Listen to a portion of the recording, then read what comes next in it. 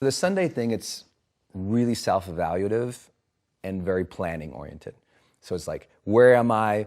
What do I need to do this week, this month, and just checking with my calendar. So on Sundays, a lot of it's like just deleting things. But a separate process. Deleting what things? Meetings, blocks of time. Things that have been booked for what's coming, and you're like, yes, because most of my schedule's been booked 6 months, 7 months out. So at any given Sunday, when I'm going through my evaluative process of what's important, what do I need to work on, I'll look at the schedule and notice, oh wow, here's that chunk of thing we scheduled 3 months ago, delete. I thought it was gonna be here, delete. Just like really clipping at the calendar. Most people don't have a calendar. So that's problem number one. They're not strategically blocking time, moving towards the major things they want in their life. They won't say they're going through the motions, but the calendar reveals it. Like if I parachute in their life and I open up their calendar and there's nothing there, they can't possibly say they're living with purpose or intention. And that sounds so flippant to say, but I can't believe how many people, they're not planning their skill set development. They're not planning specific goal attainment on certain dates. They're just like, their calendar's completely empty and they're hoping it's gonna happen. And it's like, if you look at mine, it's like military-esque like planning.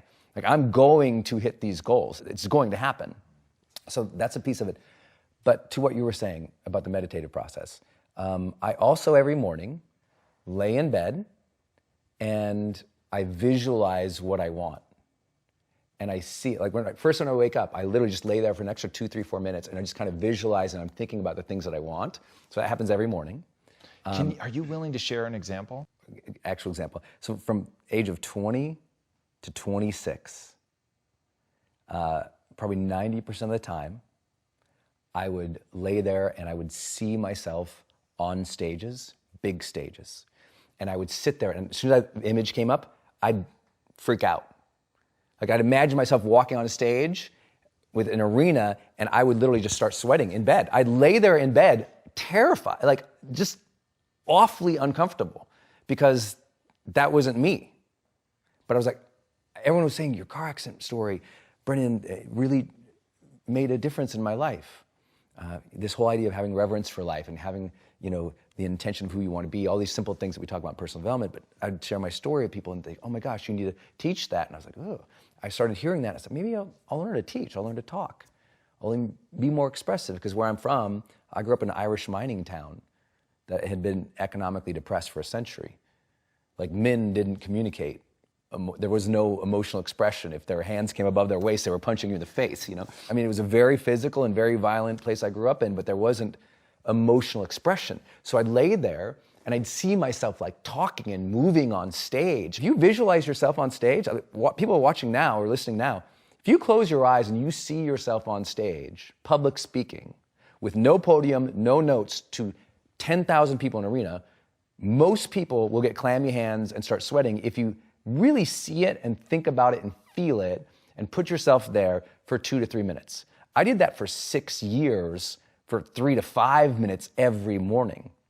I'd hear myself saying something. I'd see myself moving. I'd see the audience clapping or jumping up at the end. I'd see myself moving across the stage in ways I never moved. And that visualization created that skill set. Because then I'd go and sometimes I'd wake up and I was like, oh, that was good. And I'd try it out on the carpet. I'd get up and like, oh, I like that. I'd try it out and I'd try it out just in my little dorm room, then my little apartment. And I was always trying things out and I always wanted to get better at it and I always wanted to get better at it. So it just depends. Sometimes it's a specific goal. Like right now, I'm also working on some, major media goals. And so I'm seeing myself and hearing myself talk through the deal with the people I'm pitching. The second visualization I do in the morning comes later. So I get up in the morning, I drink 20 ounces of water, I do 20 minutes of mobility, movement, and stretching every morning. Then I read for 20 minutes, something positive.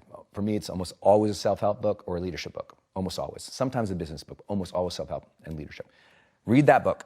Then I go and I sit down with my high-performance planner, my green tea. I fill out the day, right? I look at the blocks of time that are already scheduled, and then what I do is my second visualization, which is I look at the major blocks of time that have been scheduled, just like this morning, and I close my eyes, and I think, how do I do that thing with excellence? What would make that thing special. So this morning, before I got here, when I thought about this, because there you go, my high performance planner, impact theory, Tom Bilyeu, oh yes, 3 exclamation points, literally. So I looked at the schedule, I closed my eyes, and I thought, okay, what do I want to communicate on Tom's show?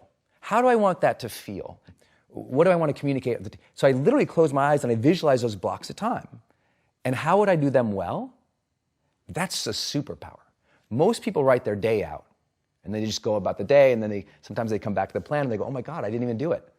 Because I sit there and I think about, how do I do that well? That's a game changer.